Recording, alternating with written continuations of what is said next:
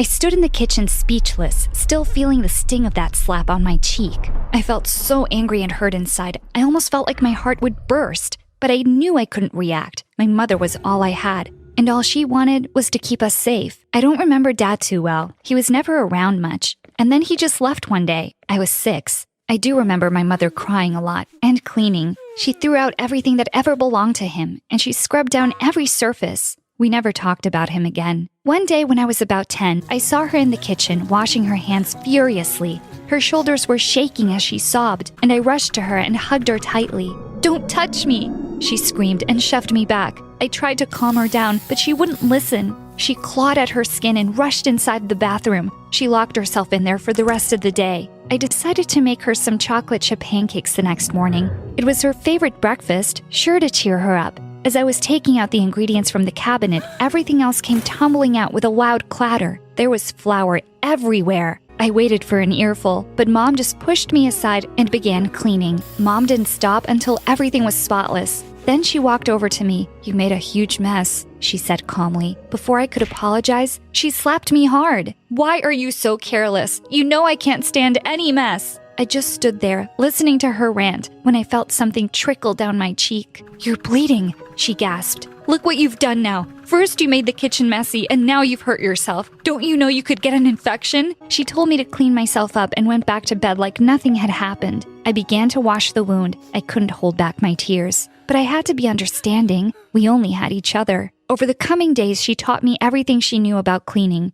We cleaned everything, and anything we couldn't clean, we threw out. Those things were mostly my art projects and paintings. As much as it hurt me, I didn't let it show. My mother already had so many things to deal with. I didn't want to add to her troubles by throwing a tantrum. I was learning, and with every approving nod I received from her, I cleaned harder. "Jane, come with us. We're going to a party." My friends were outside calling to me as I was busy scrubbing the floor clean. I looked up at Mom and froze. She shrugged and said I could go if I wanted to. She had plenty of cleaning to keep her busy. With a heavy heart, I yelled to my friends that I had work to do. Mom squeezed my hand and smiled. I knew I'd done the right thing. "Come on, Mom." I jumped up and down excitedly. "The house won't clean itself." Things went on like this for a while. My friends would keep asking me to go out with them. Slowly, I started to get fewer and fewer texts. I didn't mind. They weren't the ones who were keeping me clean and safe. It was my mother. She had quit her job and began to work from home. She began spending more and more time together, cleaning. Then she began spending more and more time alone in her room. She would refuse to leave the house. I was the only one going outside for school or to get groceries. I'd scrub myself down when I got home. I didn't want to bring in anything with me that could make her sick. But she fell sick anyway. Maybe it was all the chemicals in the cleaning supplies. I wanted to quit school and stay by her side, but she refused. Even in high school, I stayed away from people as much as possible. I made sure my disinfectant was with me at all times. High school was bad enough without being the weirdo who constantly had a mask and gloves on, but I didn't care. Being clean and safe was more important. One day, I was standing by my locker taking my gloves off to change into a new pair when a couple of kids from my class approached me. The one in front, James, was holding a cake. I didn't really know him. I just often heard the girls in the class gushing over how cute he was. "Hey, we saw on the class calendar that it's your birthday today. I mean, we baked you a cake," he said with a warm smile. "Thank you," I managed to reply. I was shocked about gloves. At that moment, I wasn't wearing any either. I felt my vision.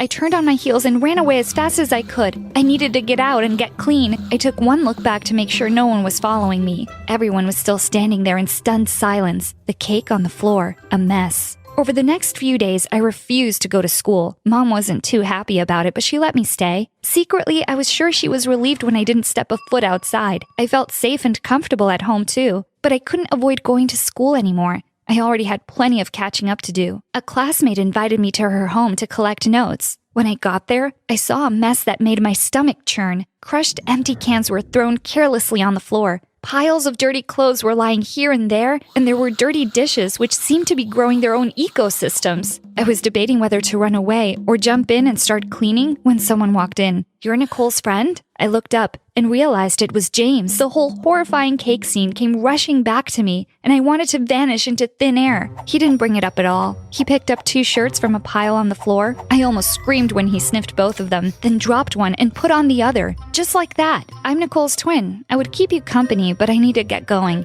Oh, darn, what is the stain on my sleeve? Looks like mustard. Do you have club soda and a clean cloth? I asked. I can help you with that. Surprisingly, he had both things, and with my gloved hands, I efficiently rubbed out the mustard stain. He gave me a huge smile. My heart fluttered a bit. Weird. He told me I was a lifesaver. Then he was off, and Nicole walked in with her notes. On the way back home, I couldn't help but think about that smile. Nicole and James asked me to go out with them several times, but I always refused. Eventually, they stopped asking. Months passed, and one day I felt desperately lonely and in need of some company. I texted Nicole myself.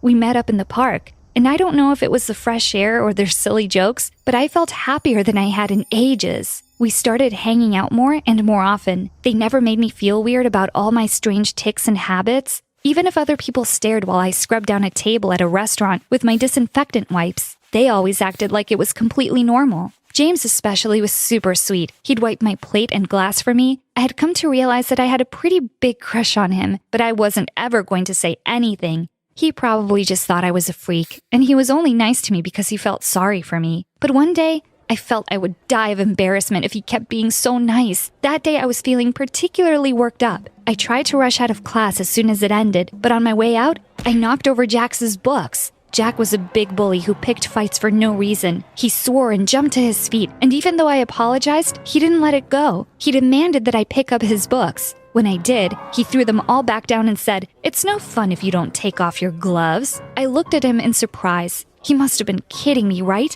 Apparently, though, he wasn't. I silently picked up the books and put them on his desk, but with a loud scream, he pushed them all off the table. "Take off your gloves, you freak!" he yelled at me, coming closer. I stepped back, horrified. If he stepped any closer, his germs could get all over me. I had enough of my own to kill. "So you like things clean, huh, freak show?" he asked threateningly.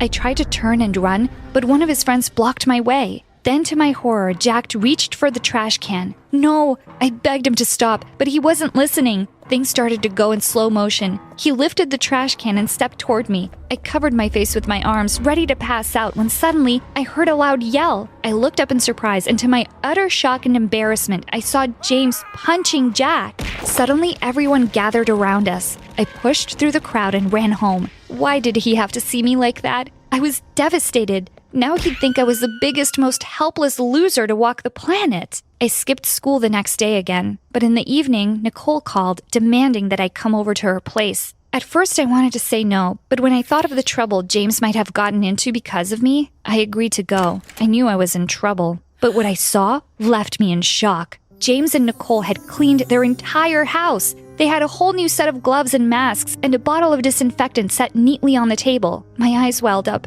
and I started to cry. They said that I didn't need to be embarrassed and that they had my back. I thought I had made friends for life, but what happened a few weeks later made me question everything. They often said they'd like to come over to my place one day, especially if I felt more comfortable there. I always made some lame excuse to keep them away. How would I explain my mother to them? But one day, I gave in. I told them Mom was away, but she'd just stay in her room. I started getting excited about their visit, actually. I didn't think I'd ever have friends come over. Of course, when they came, they had to go through the whole process of taking off their shoes, being sprayed with disinfectant, and sanitizing their hands. I decided to go a little easy and didn't ask them to wear masks or gloves. They were in awe of how spotless and shiny the whole house was. They should be, given the garbage dump they used to live in. "Oh wow, I can literally see my reflection in every surface," James exclaimed. "This place is cleaner than an operating room." I smiled at him. His words made me pretty happy. They wanted to look around the house. I felt a bit reluctant at first, but then agreed. James was admiring the color-coded books on the shelf in my room when I realized Nicole wasn't with us. I heard her voice coming from the hallway.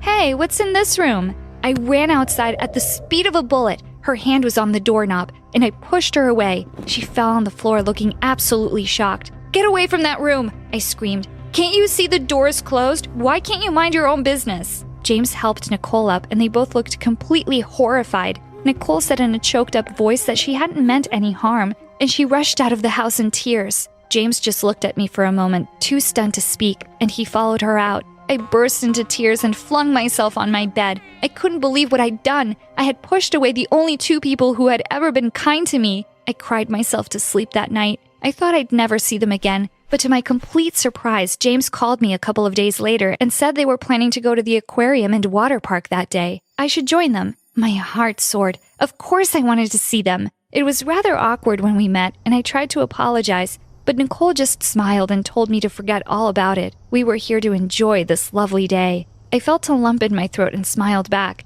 The two walked around me protectively so I wouldn't bump into anyone. Nicole went off to get some ice cream and James stayed behind with me. We were standing by a flimsy wooden fence which overlooked a huge lake. A lovely breeze touched my face and I wanted to take my mask off, but I could hear Mom's voice in my head. Always be careful, safety comes first. I noticed James was looking at me a bit curiously. He then asked me if I'd ever held hands with someone, ever kissed someone. No, I snapped, blushing. Did you know the bacteria count in the mouth increases by 20 billion in 5 hours? He stayed quiet. After I looked a little calmer, he held his hand out to me and told me that I could practice with him. I shook my head. My heart hurt, though. Oh, I so wanted to take his hand, but Mom would never approve.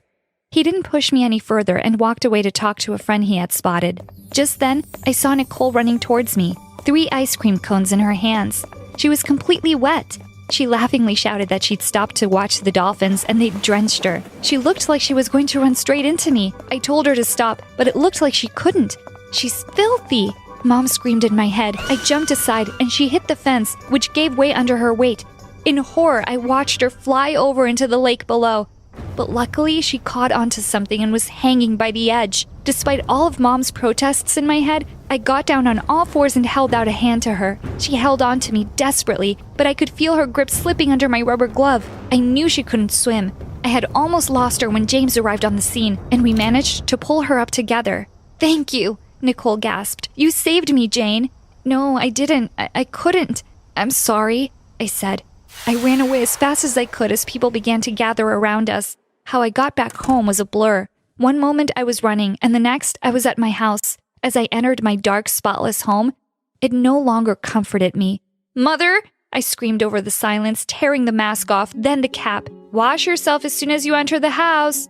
I heard my mother's voice at the back of my mind, but not for real. When was the last time she told me she loved me? When was the last time she left her room for anything but more cleaning? I tore my stupid gloves off as I went to her room. My hand froze before I could turn the knob.